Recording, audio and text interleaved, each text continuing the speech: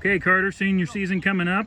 First of all, the big question is, how will you transition into a leader? So being a senior comes with a lot of responsibilities. Talk about carrying that weight on your shoulders, especially with this very talented, underclassmen that you have in the freshman and sophomore class.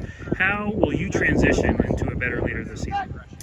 Well, I've had a lot of great leaders around me. My sophomore year, I was on varsity. I was around Cole Pauly and Caden Eichler, so they were good influences on me. And just being a leader around the team, I think not bickering with one another and just staying positive, not talking back to coaches, and just being a light that way. I think that's probably the best way to show my leadership. And then another transition for you is you just told me that you were moving from tailback running back to wide receiver. How has that been so far this summer? So my sophomore year, I was wide receiver, and I was supposed to be wide receiver last year, but they moved me to running back a week before Ontario. So it's like a spot I'm comfortable with. I just need to make sure all my routes are good and know all the plays, and I think I'll be good for this year.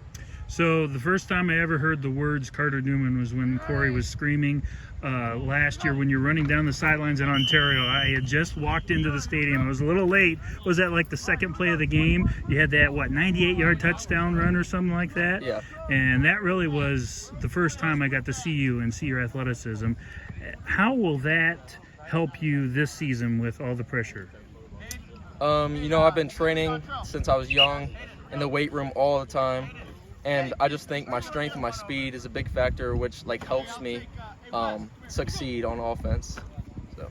And then lastly, a couple of teammates, maybe underclassmen, that really impressed you so far. Of course, Brandon Fogel, he gets all the spotlights, but I think Markel's going to have a pretty good season this year at running back, and I think Joey's first year at quarterback, but I think he should be great for our team. Thanks, Carter. Appreciate it.